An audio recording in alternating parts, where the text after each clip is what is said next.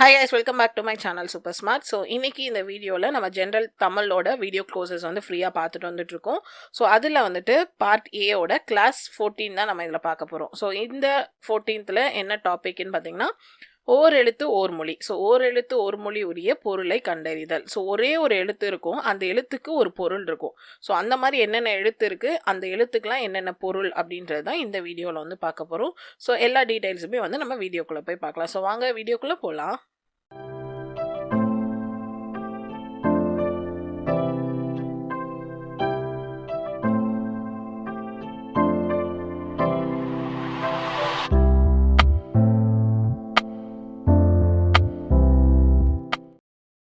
So ஓர் எழுத்து ஓர் மொழி. So இது வந்து உங்களுக்கு பகுதி ஆல இருக்கிற 9th டாபிக் தான் வந்துட்டு என்னன்னு பார்த்தீங்கன்னா இந்த ஓர் எழுத்து ஓர் மொழி.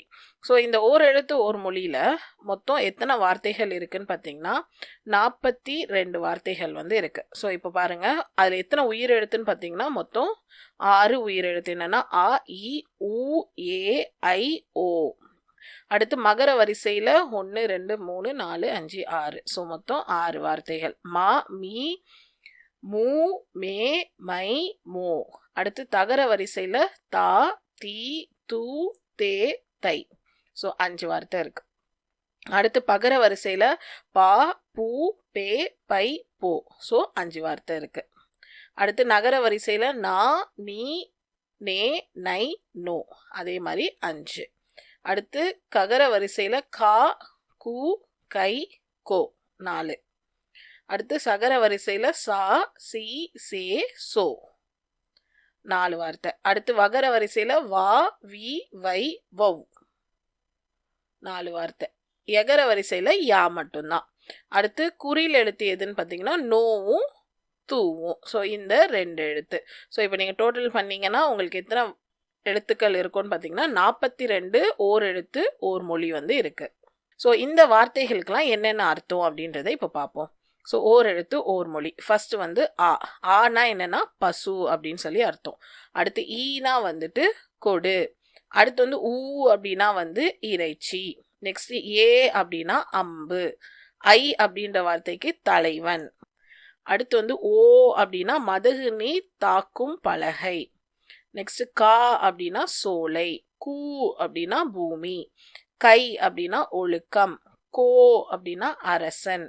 சா அப்படின்னா இறந்து போ. சி அப்படின்னா இகழ்ச்சி. சே அப்படின்னா உயர்வு.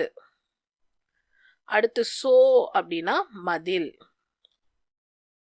ஸோ நம்ம சேனலில் உங்களுக்கு 2 விதமான சயின்ஸ் மெட்டீரியலும் ஜியாகிரஃபிக்கு ஒரு புக்கும் வந்துட்டு லான்ச் பண்ணியிருக்கேன். ஸோ ஒரு வால்யூமில் ஃபிசிக்ஸ் வரைக்கும் கவர் ஆகும், 2வது சயின்ஸ் வால்யூமில் கெமிஸ்ட்ரியும் பயாலஜியும் கவர் ஆகும், அண்ட் இதில் வந்துட்டு ஜியாகிரஃபி வந்து உங்களுக்கு கவர் ஆகும். ஸோ எல்லாமே வந்துட்டு topic wise content, book back question, previous year question paper, டூ யூ நோஸ் எல்லாமே வந்துட்டு இந்த புக்கில் வந்து உங்களுக்கு கவர் ஆகிடும். ஸோ இந்த புக் இருந்தாலே உங்களால் இந்த சப்ஜெக்டில் கேட்குற கொஸ்டின்ஸ் எல்லாம் ஆன்சர் பண்ண முடியும்.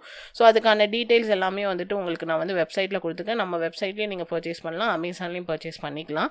அண்ட் அது மட்டும் இல்லாமல் ஒரு கொஸ்டின் பேங்க்கும் வந்துட்டு அவைலபிளாக இருக்குது. இதுவும் டாபிக் வைஸ் வந்து உங்களுக்கு அந்த டாபிக் ரிலேட்டடான கொஸ்டின்ஸ் இருக்கும், பின்னாடி ஆன்சர் கீ இருக்கும். ஸோ இதை வந்து நீங்கள் ஒரு டெஸ்ட் எழுதி பார்க்குற ஒரு நோட்டாகவும் யூஸ் பண்ணலாம், மார்க் பண்ணதுக்கப்புறம் ஒரு கொஸ்டின் பேங்காகவும் நீங்கள் வந்து யூஸ் பண்ணிக்கலாம். ஸோ இதையும் வந்துட்டு நீங்கள் நம்ம சேனல்லையும் பர்ச்சேஸ் பண்ணலாம், அண்ட் அமேசான்லேயும் நீங்கள் வந்து பர்ச்சேஸ் பண்ணிக்கலாம்.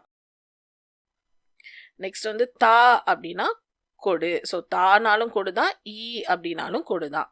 நெக்ஸ்ட் தீ அப்படின்னா நெருப்பு. தூனா தூய்மை. தேனா கடவுள். அடுத்து தைனா தைத்தல். நானா நாவு. நீனா முன்னிலை ஒருமை. அடுத்து நேனா அன்பு. நைனா இழிவு. நோனா வறுமை. பானா பாடல். பூனா மலர். பேனா மேகம்.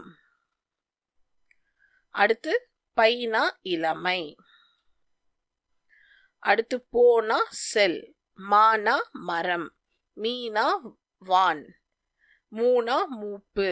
மேனா அன்பு. ஸோ இன்னொரு அன்பு எங்கே பார்த்தோம்?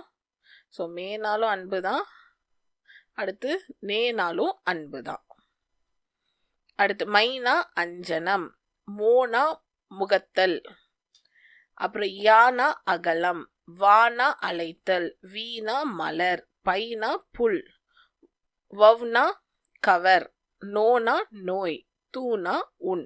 ஸோ இந்த 42 தான் ஓர் எழுத்து ஓர் மொழி, அதோட பொருள் இதெல்லாம் தான்.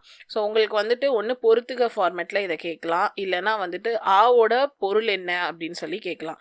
ஸோ இந்த மாதிரி தான் உங்களுக்கு வந்து இதுலேருந்து கொஸ்டின்ஸ் வந்து வரும்.